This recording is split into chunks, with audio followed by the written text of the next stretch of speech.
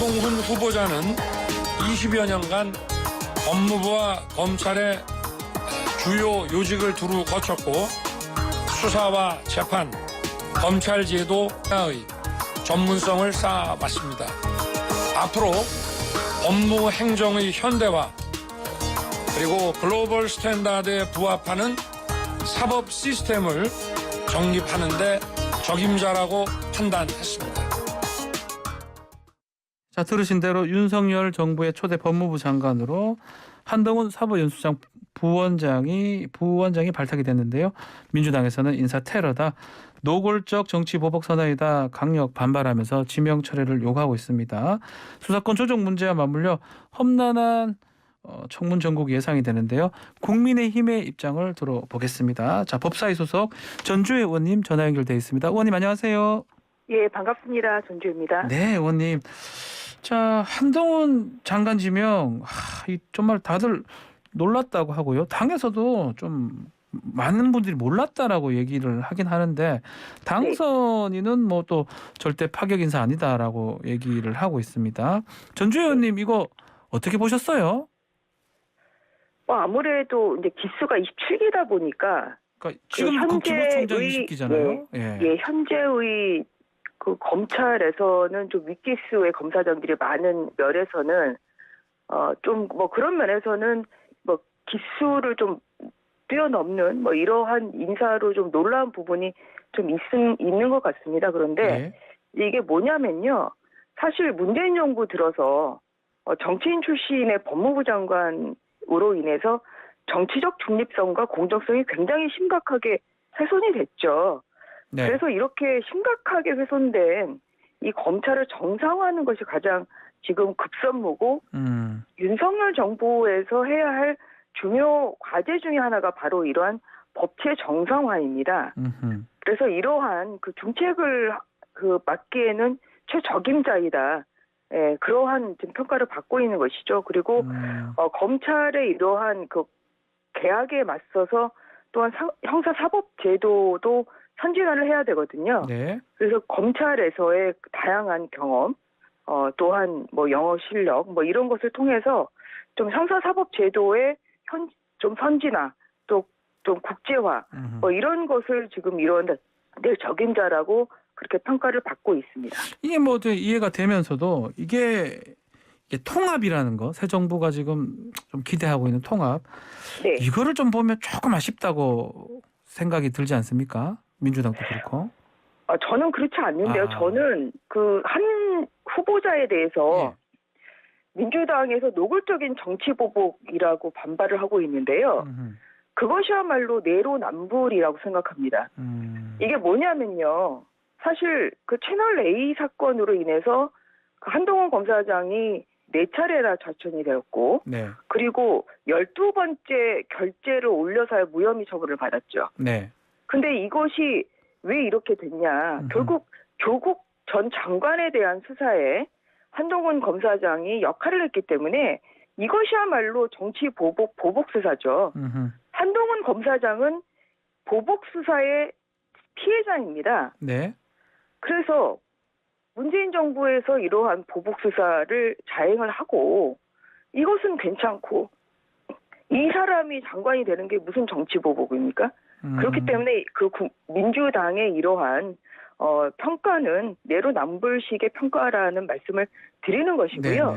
윤석열 정부에서는 정치 보복은 없다고 후보 시절부터 윤 당선인이 여러 차례 강조를 해오셨습니다.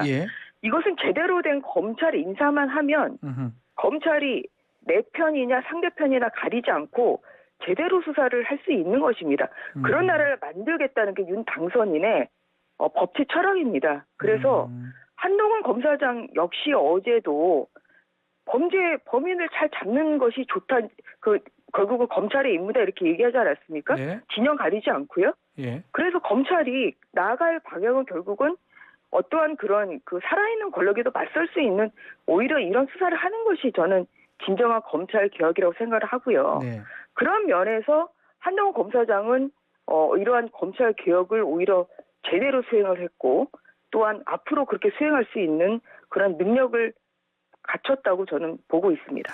어쨌든 간에 이렇게 한 후보자가 이제 발탁이 되면 민주당 입장에서는 이제 이 네. 수사권 조정 관련해서 그 추진 이유가 더 명확해졌다 이런 입장도 있고 또 한편으로는 이 이른바 검수완박 이 수사권 조정을 하니까 한동훈까지 나온 거 아니냐 이런 얘기까지 있습니다. 이건 어떻게 보십니까?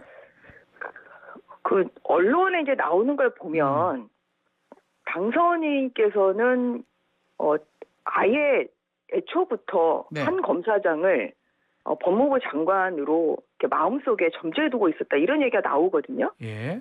그래서 어떠한 그 검수완박을 지금 밀어붙이려는 이런 것이 한동훈 검사장의 법무부 장관 임명에 예. 저는 별 영향은 미치지 않았다고 상관이 생각합니다. 없었다. 앞서 말씀드린 예. 대로 예. 검찰 인사의 정상화, 검찰의 정상화, 검찰 인사의 정상화가 제일 중요해요. 네. 그렇기 때문에 이런 것을 가장 잘할 수 있고 믿을 수 있는 최적임자인 한동훈 검사장을 당선 초기부터 법무부 장관으로 생각을 해뒀다. 아, 처음부터. 저는 그게 더 당선 그동안 제가 아하. 후보 시절에 대변인으로서 이제 수행을 해오면서 봐온 당선인의 아하. 성품이나 아니면 기조에 저는 더 맞다고 생각합니다. 자, 그 맥락에서 다시 한번 질문을 드리면 이 새 정부가 이 법무부 자체가 민정수석실이 폐지되기 때문에 법무부가 인사도 하고 수사지휘권 뭐 행사는 못 한다고 하지만 결국 이제 검찰이잖아요. 그렇기 때문에 오히려 지금 그런 거라면 좀 더 문제가 있는 거 아닙니까? 더 권한이 좀 집중되는 모양새가. 저는 오히려 예. 한동훈 검사장이 정말 한동훈 검사장으로부터 칼을 오히려 뺏은 인사죠. 아, 저는 수사 부서가 아닌 법무행정관이니까. 오히려 서울중앙지검장이나 네. 수원지검장을 가서 대장동 그 게이트 그 수사를 완수를 하고 또한 성남 FC 사건 완수하고 네. 사실 이것을 저는 민주당이 가장 걱정했던 거 아닌가요? 근데 오히려 한동훈 검사장이 수사력을 지금 행사하지 않는 법무부 장관에 지명이 됐다는 것은 그 오히려 이렇게 정말 그 수사권에서 멀어짐으로써 오히려 그런 면에서는 더욱더 수사에 관여하지 않겠다는 그런 당선인의 의지가 담긴 그런 인사라고 보고 있습니다. 의원님 그러면 지금 말씀하신 거 좀 연결해서 상설특검은 법무부 장관이 할 수 있잖아요. 만약에 상설특검을 만들어서 이재명 특검 하는 거 이 가능성은 없는 건가요? 지금 그거를 오히려 박범계 법무부 장관이 할 수도 있다. 지금 그런 얘기가 나오잖아요.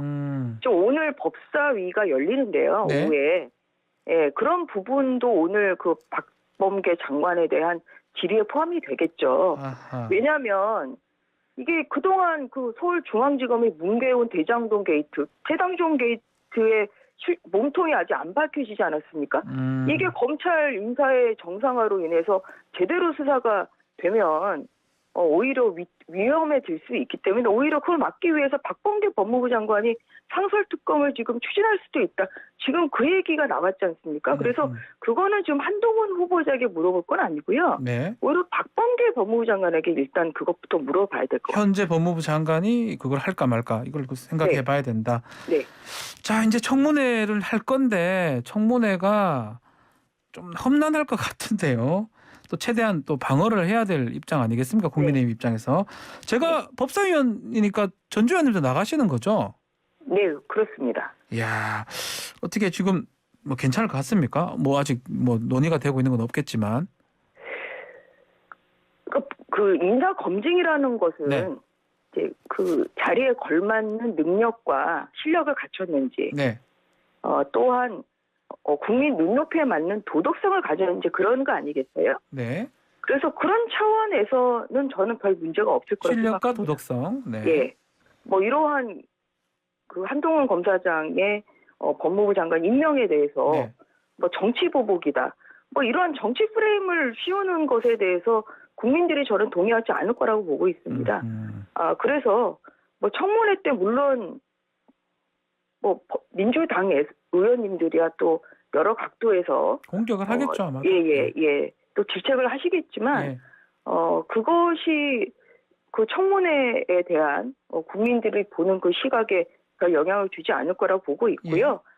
저희는 한동훈 검사장이 그동안 좀 제대로 그러니까 비정상화된 검찰 인사를 어떻게 할지 또한 그 법무부의 수장으로서 네. 좀 검찰의 정치적 중립성과 공정성을 어떻게 지켜나갈 것이지 뭐 이러한 그 법치 정책과 관련된 부분에 있어서 그 집중해서 그렇게 준비를 하려고 하고 있습니다. 자, 뭐 이제 그 한동훈 법무부 장관 얘기는 이 정도만 하고요. 네. 자, 지금 민주당의 이른바 검수완박 수사 네. 기소 분리 부분 네. 이거 관련해서 전주현 의원께서는 이재명 비리 방탄법이라고 얘기를 하셨던데 이거 어떤 의미로 좀 우리가 이해를 하면 될까요? 이제 이 검수완박이라는 거 네. 이제 검찰의 수사권을 뺏는 거 아니겠어요? 예, 수사를 이제 검찰이 못 하게 되는 거죠. 네. 그러면은 지금 진행 중인 사건 어떻게 됩니까? 진행 중인 사건도 결국은 지금 상당히 종종에 지금 뭐 떠버린다거나 뭐 아니면은 뭐 다른 기관에서 하더라도 이게 제대로 될 수가 없는 거죠. 그래서 과연 민주당이 이게 굉장히 시점이 중요한데요. 네. 근데 그 결국은 정권이 지금 교체되기 직전에 지금 이 지금 법안을 밀어붙이겠다는 거 아닙니까? 그렇습니다. 이 법안, 이 검수완박 법안이 국회에 제출된 것은 2020년 12월 29일이었습니다. 네. 그로부터 1년 한 3개월 정도가 흘렀죠. 1년 3개월 동안 아무런 논의가 없었어요. 국회 내에서. 그 민주당도 이걸 논의하자고 요구를 안 했습니다. 그랬는데 정권을 교체를 앞두고 한 달 직전에서야 이렇게 70년간의 형사사법 체계를 근간을 흔들고 네. 또한 수사력을 오히려 제대로 행사를 못하게 하는 이러한 법을 통과를 시키겠다고 하는 것은 결국은 어떤 그런 목표가 있는 거죠. 그 목표가 그래서 이재명을 가장 막는 대표적으로 거다? 작년에 가장 대표적으로 국민의힘에서 제대로 수사해야 된다고 이야기했던 것이 대장동 게이트, 네. 그다음에 성남 FC 사건, 네, 그 후원금 불법 후원금 모금 사건, 뭐 이런 것들이 있거든요. 예. 이 수사가 이제 제대로 굴러갈 때가 되니까 이것을 막자, 이 막는 방법이 검수완박법이라는 것이죠. 네. 그래서 이제 이재명 방탄법이다. 이렇게 저희는 명명을 하고 하셨군요. 있습니다. 그리고 예. 저는 이 말씀을 꼭 드리고 예, 싶은 게요. 말씀하십시오. 예. 윤석열 정부나 국민의힘이 얘기하는 것은 예. 제대로 된 수사를 하자는 것입니다. 그러니까 민주당 정부처럼 우리 편 수사는 하지 말고 상대편 수사는 열심히 해라. 저희는 그런 나라 만들 생각이 전혀 없습니다. 없다. 네. 예, 우리 편이든 상대편이든 잘못에 대해서는 정확히 수사를 해서 네. 거기에 대한 책임을 반드시 물어야 되는 것이고요. 네. 그러기 위해서는 그동안에 70년간 직접 배운 검찰의 수사력 활용이 당연히 필요합니다. 아하. 지금 검찰의 수사력이 없게 되면 특히 검찰의 6대 범죄 수사, 특히 부패나 경제나 선거 사건, 예. 이러한 사건은 지금 검찰이 오히려 주도적으로 지금 검경 수사권 주중에도 불구하고 수사할 수 있죠. 네. 그런데 이것을 검찰의 지금 그 수사력을 역량을 직접해서 해야 될 수사를 오히려 이게 제대로 못하게 되면 전체적으로는 결국은 수사 역량의 부족으로 인해서 수사 공백으로 인해서 어떻게 되겠습니까? 네. 범죄 공학이 되는 것이죠. 알겠습니다. 오히려 예. 중대한 범죄를 저지른 사람들이 수사력의 공백이나 부족으로 인해서 제대로 기소되지 않고 제대로 처벌받지 않는 이러한 범죄 공화국이 되는 것이고요. 네. 그렇다고 하면 그 피해는 막아야 누구에게 된다? 돌아가느냐? 국민한테 당연히 가는 것이다. 선량한 서민, 그 예. 범죄 피해자인 서민과 약자에게 돌아간다.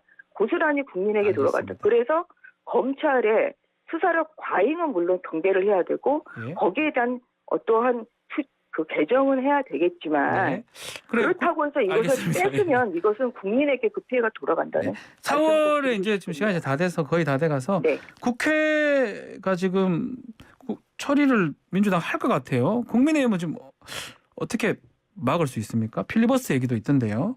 네. 그래서 이제 제가 이렇게 예. 열심히 또 인터뷰를 하는 것이 네. 어제 권성동 원내 그 대표님을 대책이 비롯한 했다면서요? 그 법사위원들 그 회의가 있었습니다만 이러한 그 법이 이게 이제 위헌적인 법이다. 또한 그 특정 세력을 지키기 위한 법이다.